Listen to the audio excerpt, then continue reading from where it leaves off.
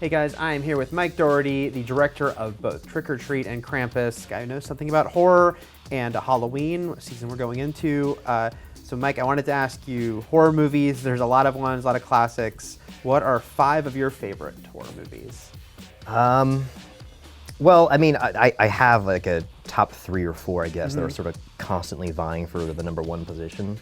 But the ones I tend to watch on repeat are, and the thing is, I think most people always give the same, some variation on There's the top. some go-tos, You know, and yeah. yeah, exactly. So but The Exorcist is an obvious one. I mean, I've got a life-size Reagan McNeil who lives behind my bathroom door. Really? Yeah. Like a three-dimensional? Like she's this tall, and like she's sound activated, and her head spins around. Wow. You know, so it's always that great moment when someone comes over and like, hey, can I use your bathroom? And then you just sort of wait for it, because like as soon as they shut the door, there's that inevitable scream that comes out. Poltergeist is a huge one, the original.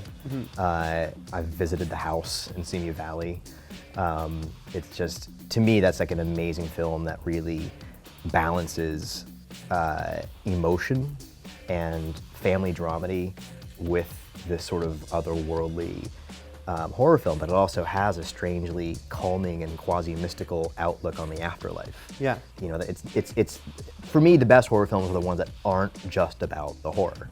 They have something else going on, something mythic, and The Exorcist obviously has that, because it just poses the question of good versus evil, and if a demon can manifest in the body of a little girl, then doesn't that also validate the existence of God and everything divine? Right.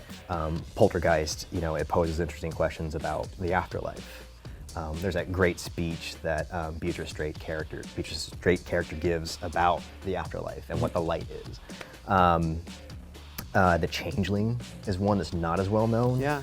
It's a great haunted house film with George C. Scott from the early 80s, and I don't even know if it's on Blu-ray yet. That's a good question. No, Yeah, I don't know it's if it is weird. either. Yeah. But it's great, and you can see the influence that it had on movies like The Ring. And it doesn't rely on a lot of visual effects. It's all brilliant sound work and just practical effects and just mood and atmosphere.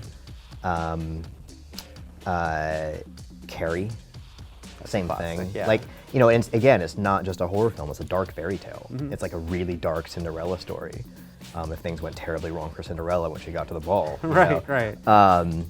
You're rooting for her that whole time, you know, but Yeah. you know in the back, you know, something's gonna go wrong. Completely.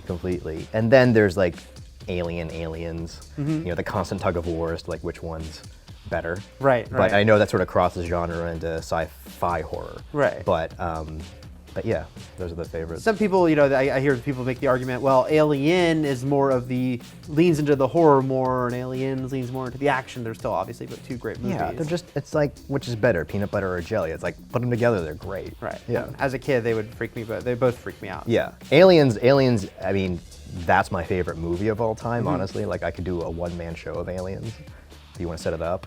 Like, I can quote that movie. Like, Alien is definitely the more atmospheric and suspenseful and the sort of the more elegant film, but Aliens is it's like that rock'em sock'em action ride.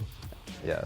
Well, thank you so much for your input on horror movies. There's plenty of great ones out there. You just got 5 of them, and look for Krampus. What's the exact opening date of Krampus? December 4th. December 4th, theaters everywhere. Thanks a lot, Mike. Sure.